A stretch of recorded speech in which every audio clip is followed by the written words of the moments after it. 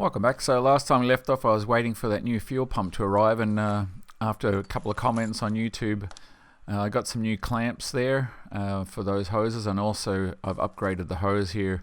The one that I had was only capable of working pressure of 50 psi, so I've gone for this other one, which is fuel injector stuff, capable of about 100 psi working pressure, and I think a max burst pressure of 900 psi.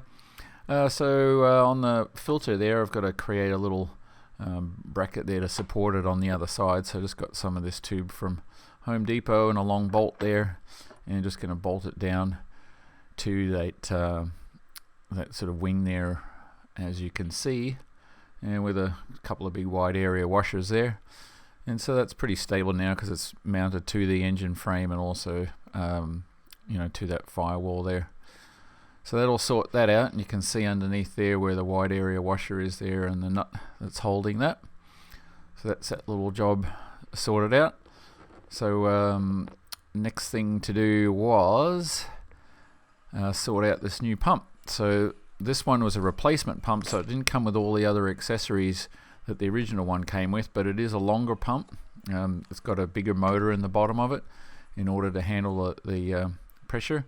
And because it didn't come with the other accessories, that little rubber mount that the other one came with, I didn't have that anymore, so I had to create this out of a little bit of FR4, just a little standoff, because that mounting area is sort of recessed a little bit from the pump, and bolting it up against the side of the firewall there.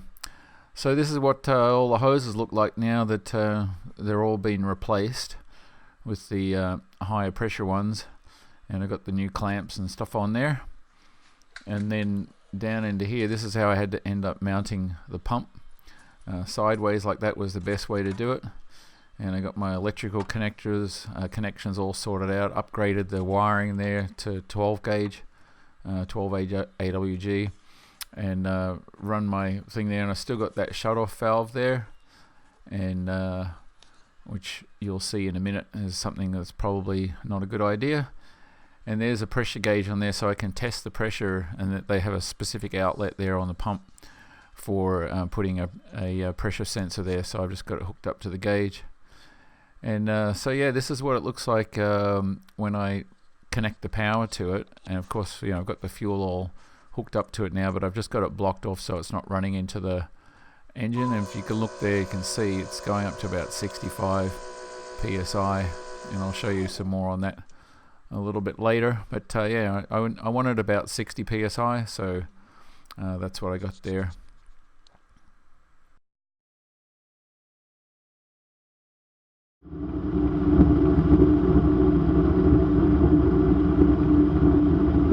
Alright, so I'm out on the ramp, got the new fuel pump installed, and the first thing I noticed was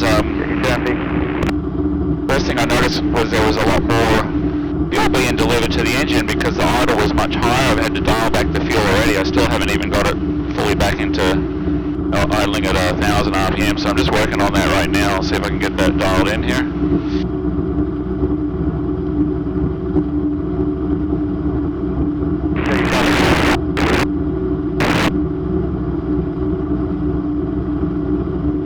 Yeah, it just doesn't seem to want to come down there. I've set the fuel mass below what it is right now, and it won't come down any further. Yeah, I suspect that's just because I'm getting really good fuel pressure now, and it's basically pushing it.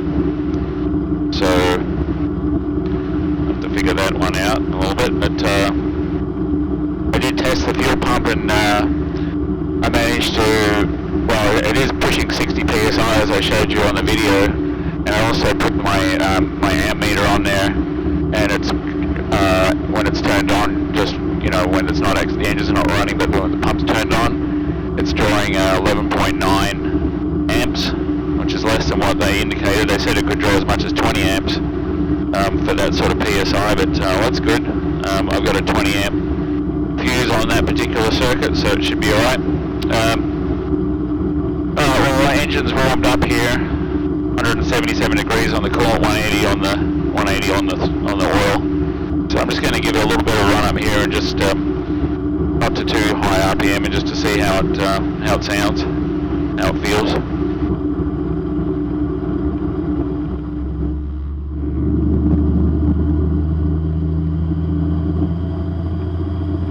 got flat pitch on the prop. It shouldn't kick in at all. I'm not going to take it that high.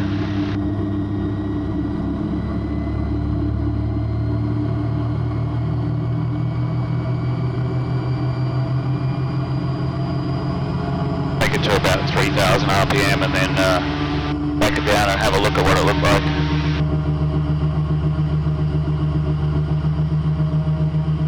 There's 3,000 there.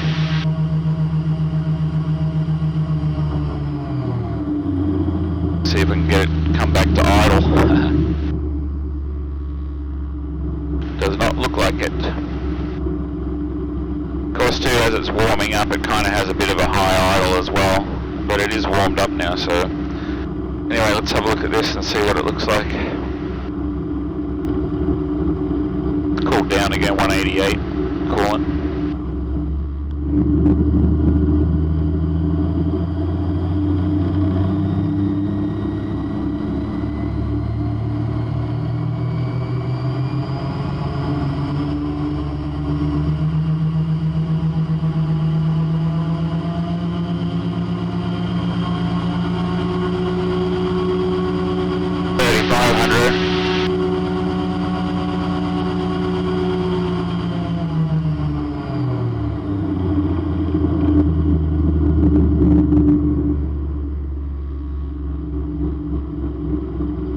It just definitely doesn't want to come out of high idle here. See what that looked like.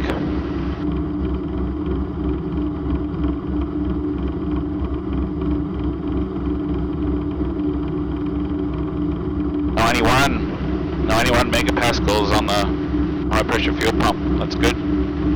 That's where I was having a problem the other day, and it didn't show any signs. In fact, it sounds smoother actually.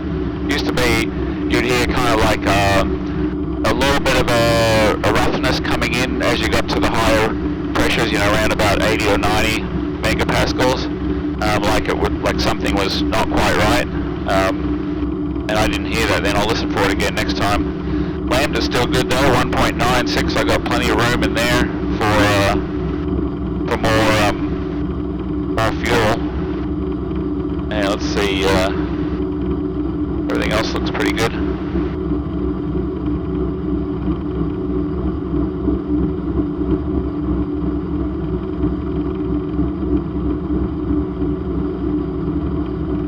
Manifold pressure is 38.5 psi.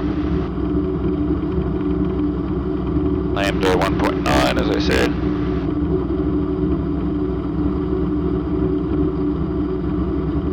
Get advanced timing, but I'm not going to do all that until way later on and get this all tuned in. There's a long way to go yet.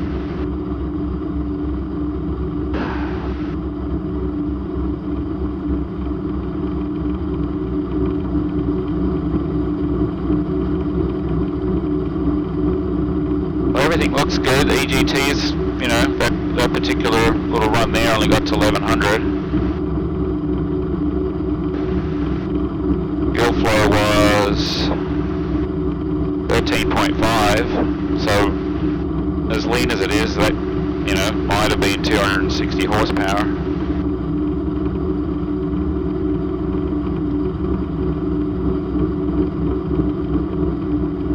Alright, we'll take it up to 3800 this time and see how we go. It's cooled down again. 190 on the coolant, 201 on the oil temp, so the engine still isn't at full operating temperature yet, but that's plenty warm enough for doing this sort of run under no real extra load. Make sure I got brake on nice and good here. I've got chocks out here on the wheels as well too, because don't want to accidentally roll away if something happens with the brakes.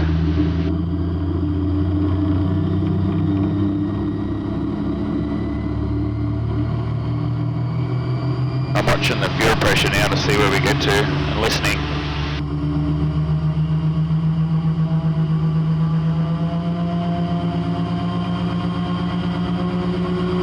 There's 90, 100, 107.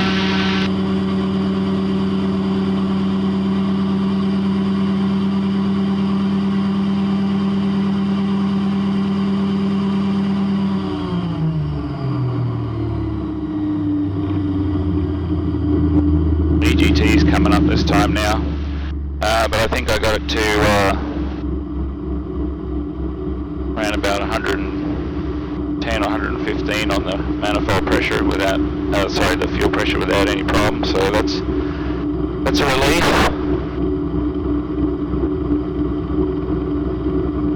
Yeah, 119. I don't believe I've had it at that high a pressure before with that amount of time without it doing something weird.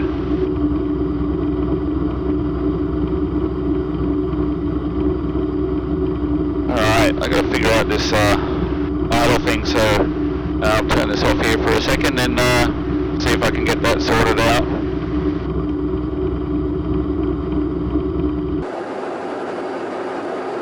Alright, I got that sorted out.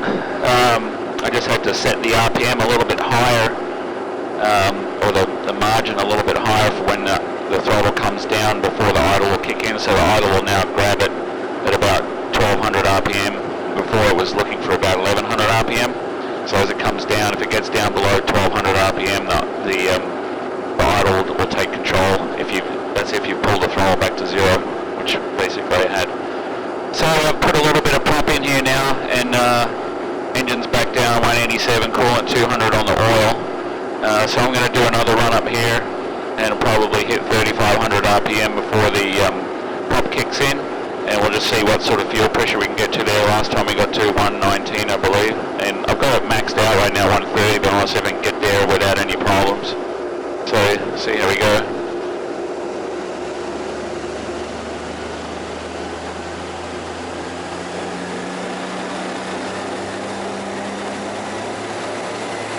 Watching the fuel pressure again.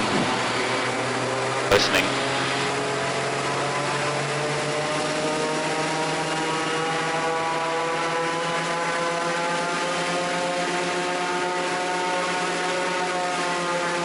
Coming in.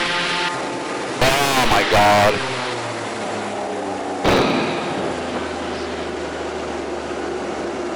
Happened again. Damn it.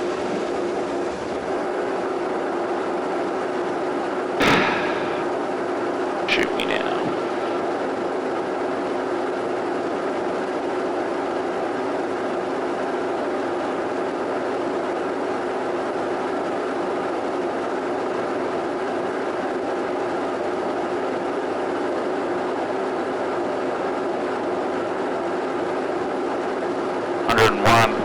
And then all of a sudden it just craps out.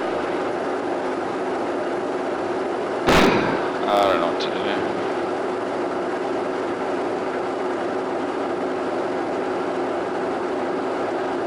Alright, guess I'm gonna taxi it back. That's all she wrote for today, I guess. So I actually did a couple more runs after saying that, but still had the same results. Anyway, this is that cutoff valve that I had in there, so I've just cut it out of the loop there, and I needed to go and get some more hose in order to replace it because I didn't have a straight run long enough. But if you look in there, you can see the inner diameter of the ball there where the hole goes through it is quite a restriction compared to the size of the hose itself. So just removed that altogether, and then after doing that went and did some more runs. Alright. Try this again. Now that I've got that fuel line sorted out. And I've got my camera over there on that pressure gauge, so we'll see what happens there. Alright, we are warmed up. At least enough to do a bit of a run. Flat prop. See how we go. Rain's coming.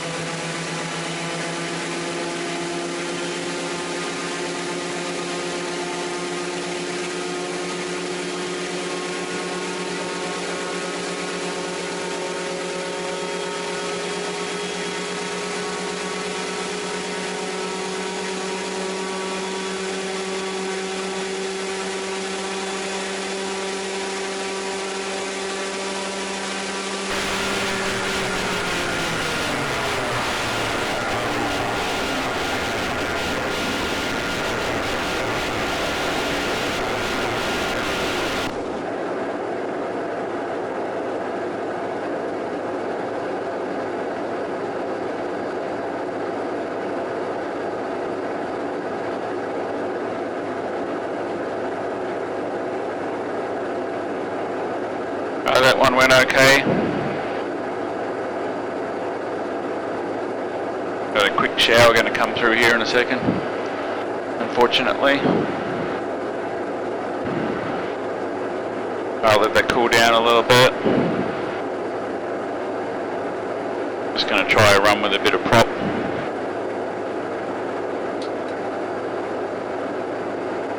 Alright, here we go.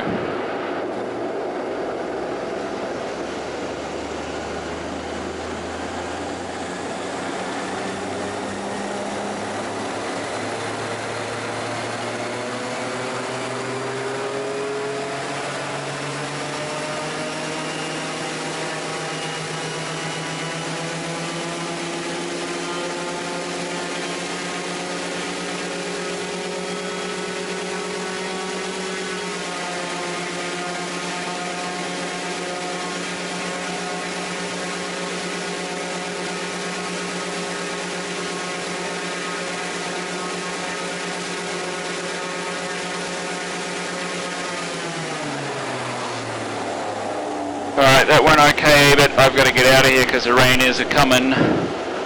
So, got to do it. So that was a pretty decent long run there once the governor kicked in, and this is what it looked like from the pressure gauge there on the lift pump. And as you can see, it's sort of pushing between sort of 65 and 70 psi, and it doesn't really change much for the most of it. You'll see once it gets to a little bit higher powers, a little bit of fluctuation in it, but not much at all really. There's the governor coming in.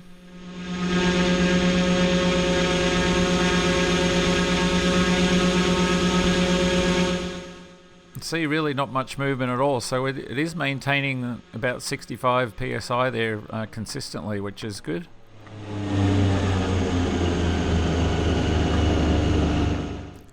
Alright, so this is what the data looked like on the run, and there you can see the two different runs that I did, and the second one where I had some pitch in the prop is what I'm selecting here.